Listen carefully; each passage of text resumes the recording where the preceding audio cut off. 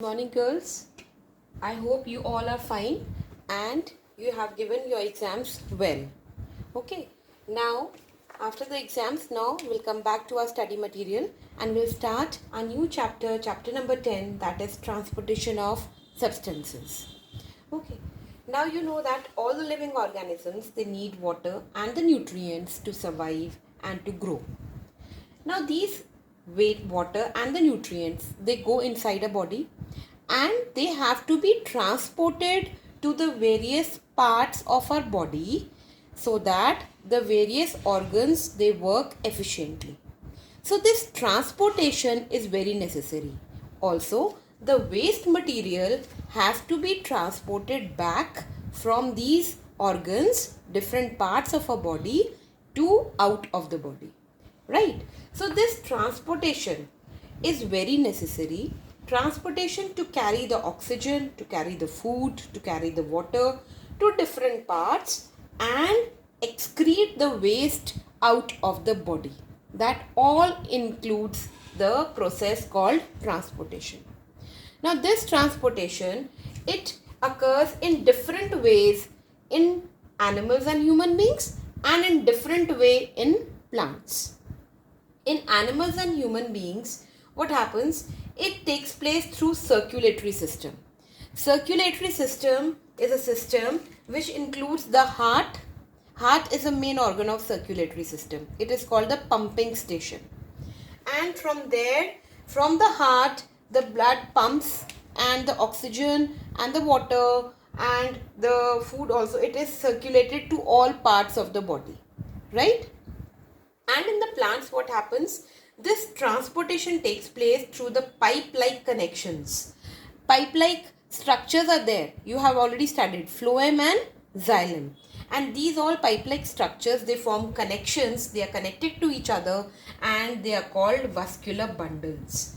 So, the transportation in plants takes place through vascular bundles. This is an important term. And transportation in animals and human beings takes place through circulatory system. Now in animals and human beings, we will study about the unicellular organisms and then we will study about human beings. Now in unicellular organisms, these are what organisms which have only one cell. And we human beings, we have a large amount of cells inside our body. So these unicellular organisms, what are the examples? Amoeba is there, paramecium is there, some bacteria is also there.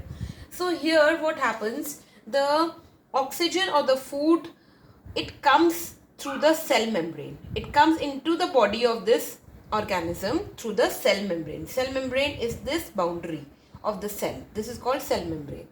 And then the waste material, it goes out also through this cell membrane. And this process is known as diffusion. Okay, so the transportation is given a special name in unicellular organisms and that is called diffusion. What happens in diffusion?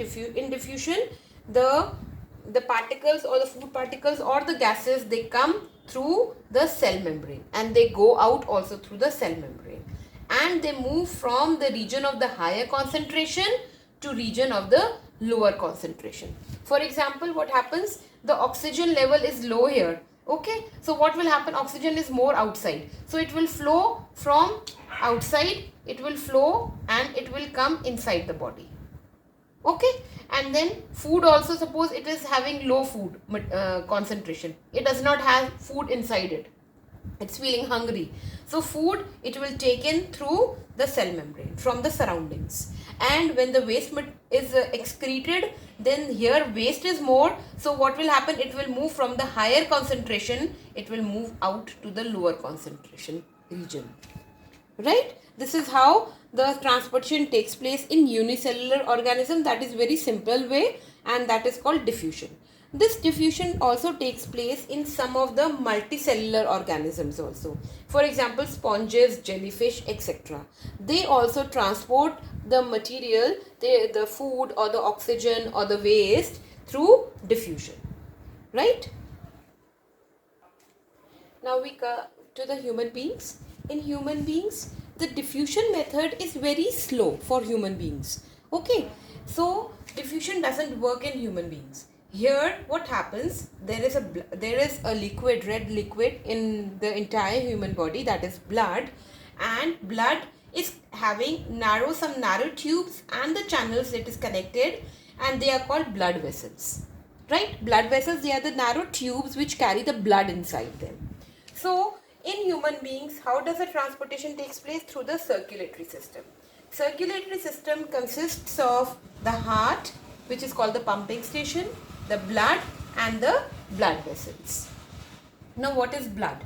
Blood, you all know, you must have seen, everybody. It is a red color fluid which carries nutrients, gases, as well as the waste material. So this blood, it circulates, it goes to the different parts of the body and it carries all these things, and it also brings back the waste material from there. Okay, so this blood, it contains a pale yellow color liquid inside it. Okay, and that is called plasma. This is an important term. Blood is viscid red in color, but it contains a pale yellow liquid. On seeing under the microscope, we can see it contains a pale yellow liquid, that is called plasma. And this plasma has RBC, that is the red blood cells, WBC, that is the white blood cells, and the blood platelets. So what are the three components of blood? What is the blood made up of? It is made up of RBC, WBC, and platelets. Now girls, let's come to this page number 136. I hope you all are having your book in front of you. Okay, so here the difference between red blood cells, white blood cells, and blood platelet is given to you. First is that it is circular in shape, the RBCs. It is irregular in shape, and it is small, irregularly shaped. Now second, it contains a pigment called hemoglobin, which gives blood a red color. Where is the hemoglobin situated, or where it is there? It is present in the red blood cells. Just remember that. And white blood cells, it is colorless, so that they do not contain any pigment. And this is also colorless. Third point, it transports oxygen and carbon dioxide to different parts of the body. It fights and destroys the germs that enter our body. This is the work, or this is the function of RBC, WBC, and platelet. So what is the function of RBC? It carries the oxygen and also it carries the carbon dioxide. And it fights against the germs, or it destroys that germs that enters into our body. And blood platelets, it clots the blood and stops the bleeding from wounded areas. Now, they are also called erythrocytes. This is an important term, girls. It is usually asked in the exam. What is the other name of RBC? So, other name is erythrocytes. They are also called leukocytes, and they are also called thrombocytes. These three are very important terms. Now we come to the functions of the blood. So from here only we have seen the different functions, but let's study them. It transports the digested food from the small intestine to the other parts of the body. First of all, the food which gets digested in small intestine, that it is transported with the help of blood. Second, it carries oxygen from the lungs to the cells and carbon dioxide from the cells to the lungs, goes back to the lungs. So it is carrying food, it is carrying oxygen and bringing back the carbon dioxide. It also carries waste product from the cells to the kidneys for removal from the body. Okay. Then it protects the body against the infections by destroying the disease causing germs. That is a part of WBC. We have learned it.